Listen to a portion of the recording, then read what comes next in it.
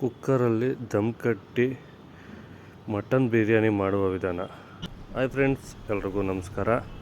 ಯಾರೆಲ್ಲ ನನ್ನ ವಿಡಿಯೋ ನೋಡ್ತಿದ್ದೀರೋ ದಯವಿಟ್ಟು ಒಂದು ಲೈಕ್ ಮಾಡಿ, ಒಂದು ಕಮೆಂಟ್ ಮಾಡಿ, ಹಾಗೆ ಶೇರ್ ಮಾಡಿ.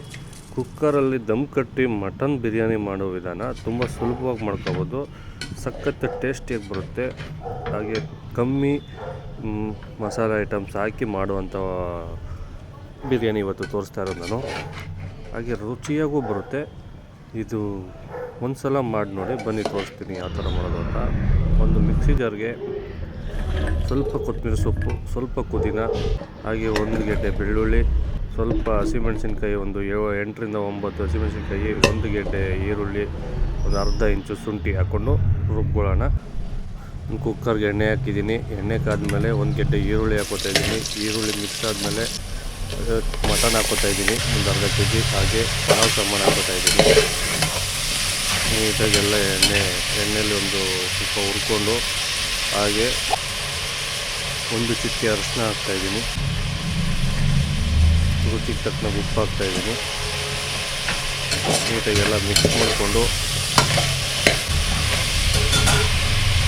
5 ನಿಮಿಷ ಬಿಡ್ತಾಯಿದ್ದೀನಿ. ಆಮೇಲೆ ನಾನು ರುಬ್ಕೊಂಡಿದ್ದೆನಲ್ಲ ಮಸಾಲೆ ಐಟಮ್ಮು, ಈರುಳ್ಳಿ, ಕೊತ್ತಂಬರಿ ಸೊಪ್ಪು, ಹಸಿಮೆಣಸಿನ್ಕಾಯಿ ಎಲ್ಲ ಅದನ್ನು ಹಾಕ್ತಾಯಿದ್ದೀನಿ. ಅದನ್ನು ಹಾಕ್ಕೊಂಡು ಅದನ್ನು ನೀಟಾಗಿ ಹಸಿ ವಾಸನೆ ಹೋಗುವವರೆಗೂ 1 ನಿಮಿಷ ಹುರ್ಕೊಂಡಿದ್ದೀನಿ.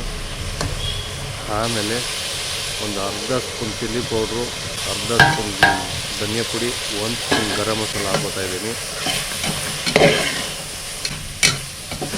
ನೀಟಾಗಿ ಮಿಕ್ಸ್ ಮಾಡಿಬಿಟ್ಟು ಅದನ್ನು, ಆಮೇಲೆ 1 ಟೊಮೊಟೊ ಸಣ್ಣಗೆ ಹಚ್ಚಿದೆ ಅದನ್ನು ಹಾಕೋತಾ ಇದ್ದೀನಿ. ಅದನ್ನು ಮಿಕ್ಸ್ ಮಾಡಿಕೊಂಡು ನಿಂಬೆಹಣ್ಣು, 1 ನಿಂಬೆಹಣ್ಣು ಹಾಕೋತಾ ಇದ್ದೀನಿ ನಾನು. 1 ನಿಂಬೆಹಣ್ಣು ಹಾಕ್ಕೊಳ್ಳಿ. 1 ನಿಂಬೆಹಣ್ಣು ಹಾಕೊಂಡು ಅದನ್ನು ಮಿಕ್ಸ್ ಮಾಡಿಬಿಟ್ಟು 1 ಲೋಟ ನೀರು ಹಾಕ್ಕೊಂಡಿದ್ದೀನಿ. ನಾನು 1.5 ಲೋಟ ಅಕ್ಕಿ ಹಾಕೋತೀನಿ, ಹಂಗಾಗಿ 2 ಲೋಟ ಈಗ ನೀರು ಹಾಕ್ಕೊಂಡು ಮಟನ್ನ ಬೇಯಿಸ್ಕೊಳ್ಳೋಣ ಚೆನ್ನಾಗೆ. ಕುಕ್ಕರ್ ಮುಚ್ಚಳ ಹಾಕ್ಬಿಟ್ಟು ಒಂದು 5ರಿಂದ 6 ಕೂಗು ಕೂಗಲಿ, ಅಷ್ಟರಲ್ಲಿ ಮಟನ್ ಬೆಂದಿರುತ್ತೆ. ಆಮೇಲೆ ನಾವು ಏನು ಮಾಡಬೇಕು ಅಂದರೆ ಅಕ್ಕಿ ತೊಳೆದು ಇಟ್ಕೊಂಡಿರಬೇಕು ಸಪ್ರೇಟಾಗಿ. ನೋಡಿ, ಮಟನ್ ಬೆಂದಿದೆ ಚೆನ್ನಾಗಿ. ನೋಡಿ ಎಷ್ಟು ಸಖತ್ತಾಗಿ ಬೆಂದಿದೆ ಮಟನ್. ಈಗ ಇದಕ್ಕೆ ನಾನು ತೊಳೆದಿಟ್ಕೊಂಡಿದ್ನಲ್ಲ ಅಕ್ಕಿ 1.5 ಲೋಟ, ಅದನ್ನು ಹಾಕ್ತಾಯಿದ್ದೀನಿ. ಹಾಕ್ಬಿಟ್ಟು ನೀಟಾಗಿ ಮಿಕ್ಸ್ ಮಾಡಿಬಿಟ್ಟು ಕುದಿಯೋಕ್ಕೆ ಬಿಡೋಣ. ಸ್ವಲ್ಪ ಉಪ್ಪು ಕಮ್ಮಿ ಇದ್ದರೆ ಉಪ್ಪು ಹಾಕೊಳ್ಳಿ. ಮಟನ್ಗೆ ಒಂಚೂರು ಜಾಸ್ತಿ ಹಾಕಿದ್ರೆ ಈಗೇನು ಹಾಕೋ ಅವಶ್ಯಕತೆ ಇಲ್ಲ, ಅದೇ ಉಪ್ಪು ಸಾಕು.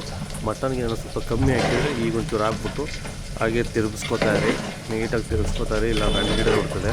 ನಾನು ಕುಕ್ಕರ್ ಮುಚ್ಚಳ ಹಾಕಿ ಬೇಯಿಸ್ತಾ ಇಲ್ಲ. ನೋಡಿ, ಈ ಥರ ಆದಮೇಲೆ ಮೊನ್ನೆ ಒಂದು 75ರಿಂದ 80% ಬೆಂದ ಮೇಲೆ ಅವಾಗ ಕುಕ್ಕರ್ ಮುಚ್ಚಳ ಹಾಕ್ತಾಯಿದ್ದೀನಿ. ಹಾಕ್ಬಿಟ್ಟು ಕೆಳಗಡೆ ಒಂದು ತವ ಇಟ್ಟು, ತವದ ಮೇಲೆ ಕುಕ್ಕರ್ ಇಟ್ಟು ಕುಕ್ಕರ್ ಮುಚ್ಚಳ ಹಾಕ್ಬಿಟ್ರೆ ದಮ್ ಕಟ್ತೀವಿ. ನೋಡಿ ಎಷ್ಟು ಚೆನ್ನಾಗಿ ದಮ್ ಕಟ್ಟಿದ್ದೀನಿ. ನೋಡಿ ಎಷ್ಟು ಚೆನ್ನಾಗಿ ಅರಳಿದೆ ಅನ್ನ, ಸೂಪರಾಗಿ ಬಂದಿದೆ. ನೋಡಿ, ಈ ಥರ ಮಾಡ್ಕೊಳ್ಳಿ ಒಂದು ಸಲ. ತುಂಬ ಸುಲಭವಾಗಿ ಮಾಡ್ಕೊಬೋದು, ಸಖತ್ತಾಗಿರುತ್ತೆ.